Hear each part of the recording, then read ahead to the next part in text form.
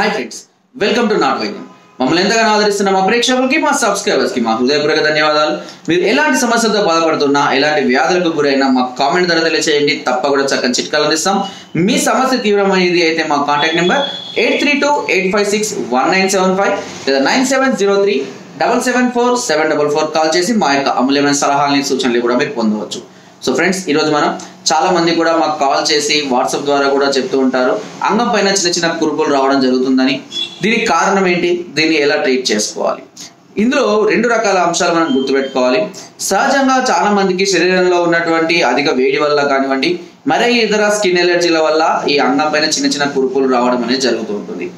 ఇకపోతే కొంతమందిలో ఎలా అంటే బయట స్త్రీలతోటి, వ్యభిచారులతోటి ఎలాంటి సేఫ్టీ లేకుండా కలవడం, లేదంటే వారి వయసుకు మించిన స్త్రీలతోటి సెక్స్లో పార్టిసిపేట్ చేయడం, లేదా ఏదైనా లో ఫీవర్ కానివ్వండి, ఏదైనా అనారోగ్యాలతో ఉన్నటువంటి స్త్రీలతో కలవడం, లేదా వారికి బ్లీడింగ్ టైంలో అంటే డేట్ టైంలో కానివ్వండి, మరే ఇతర కారణాల వల్ల వీళ్ళకు తెల్లబట్ట, ఎర్రబట్ట ఇలాంటి సమస్యలతో బాధపడుతున్న స్త్రీలతో కానివ్వండి మీరు సంపర్కం జరిగినప్పుడు ఇలాంటి అంటు వ్యాధులు, వీటినే సుఖ వ్యాధులు అంటారు, ఇలాంటివి రావడానికి అవకాశం అనేది ఉంటుంది. అయితే ఇందులో ఇద్దరికి కూడా వచ్చారు అంటే మీకు లేకపోయినా వేరే పరాణ స్త్రీ నుంచి మీకు వచ్చి మీ ద్వారా మీ భార్యలకు కూడా వచ్చేటువంటి అంటే మీ పార్ట్నర్ కూడా వచ్చేటువంటి అవకాశం కూడా ఉంది. అయితే దీన్ని మనం వెంటనే గుర్తించకపోయినప్పటికీ క్రమక్రమంగా అనేక రకాల ఇన్ఫెక్షన్స్ ద్వారా దురదలు, దద్దులు ఇలాంటివి రావడం జరుగుతూ ఉంటుంది. సో చాలా మంది కూడా బై మిస్టేక్ ఇలాగే జరుగుతుంది. చాలా మంది కూడా ఇలాంటి సమస్యతో బాధపడతారు. ఎందుకంటే మాకు క్లియర్గా చెప్తూ ఉంటారు, ఎందుకంటే సమస్య ఎలా వచ్చిందో మాకు తెలియజేయమన్నప్పుడు వాళ్ళు ఇలా వేరే వాళ్ళతో కలవడం, కలిసిన కాంచి ఇలా జరుగుతుందని చెప్పడం అనేది జరిగింది. ఇలాంటి సమస్యతో బాధపడుతున్న వారికి ప్రథమ చికిత్సగా దీన్ని ఇప్పుడు చెప్పబోయే ఒక 4 చిట్కాలు, సింపుల్ చిట్కాలు ఉంటాయి, అవి ఫాలో అవ్వండి. ఒకవేళ మీకు ఇన్ఫెక్షన్ కనబడకపోయినా ఇలాంటివి చేయడం వల్ల దానివల్ల సైడ్ ఎఫెక్ట్స్ అనేది రాకుండా ఉంటుంది. ఒకవేళ మీకు ఇది గనేరియా అని కన్ఫర్మ్ అయితే, సిప్లిస్ లాంటి వ్యాధులు, అంటువ్యాధులు అయినట్లయితే దీనికి ట్రీట్మెంట్ కూడా ఉంటుంది. ఆ ట్రీట్మెంట్ ఎలా తీసుకోవాలనేది కూడా నేను చెప్తాను నేను. ఇకపోతే ఇదే ప్రాబ్లం స్త్రీలలో కూడా వచ్చే అవకాశం ఉంది.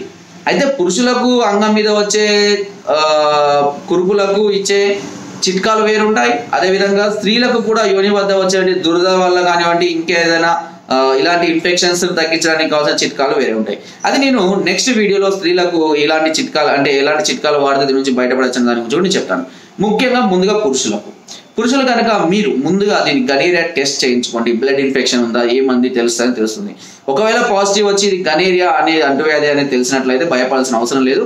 దీనికి ఒకవేళ స్టార్టింగ్ లోనే మీరు ఉన్నట్లయితే నేను ఇప్పుడు దీనికి కావాల్సినటువంటి చిట్కాలు కూడా చెప్తాను.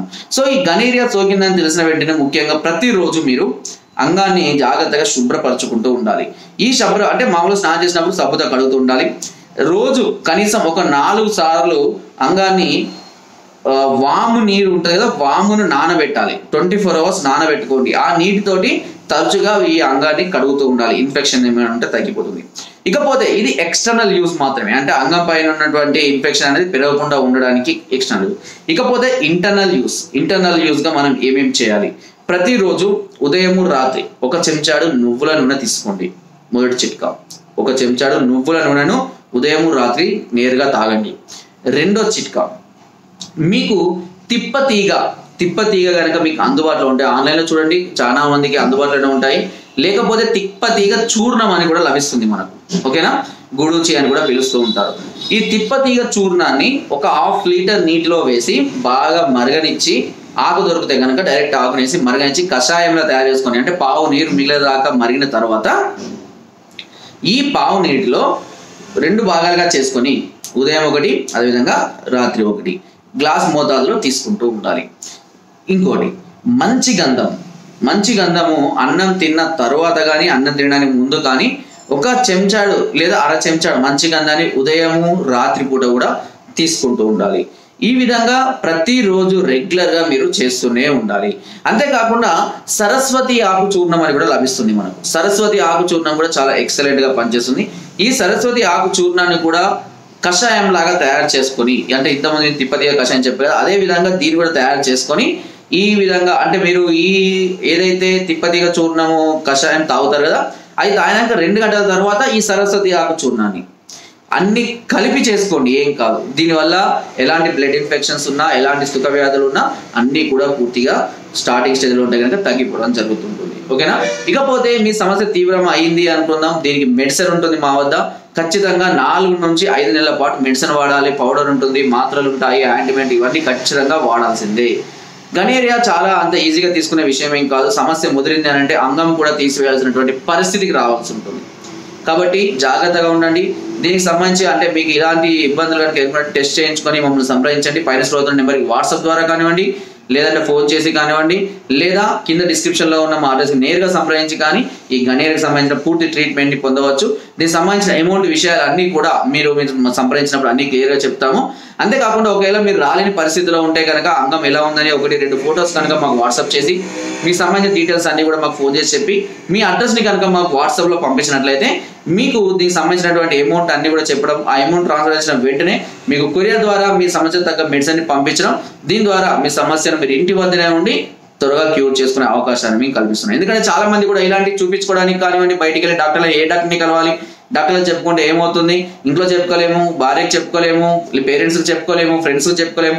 సో అలాంటి సందర్భాల్లో మీరు ఇలాంటి సమస్య బాధపడితే వెంటనే నాటు వైద్యాన్ని సంప్రదించండి. సమస్యను ఎప్పుడు కూడా నెగ్లెక్ట్ చేయకూడదు. నెగ్లెక్ట్ చేస్తే సమస్య చాలా క్రిటికల్ అవుతూ ఉంటుంది. కాబట్టి వెంటనే మమ్మల్ని సంప్రదించి ఈ సమస్యకు పరిష్కారాన్ని వెంటనే పొందండి. సో ఫ్రెండ్స్, నా వీడియో కనుక మీకు నచ్చినట్లయితే ఒక లైక్, ఒక షేర్ చేయండి. మరిన్ని వీడియోస్ కోసం సబ్స్క్రైబ్ చేయడం మాత్రం మర్చిపోకండి. మీ అమూల్యమైన సలహాలని, సూచనలు నాకు కామెంట్ ద్వారా తప్పకుండా తెలియజేయండి. Thank you.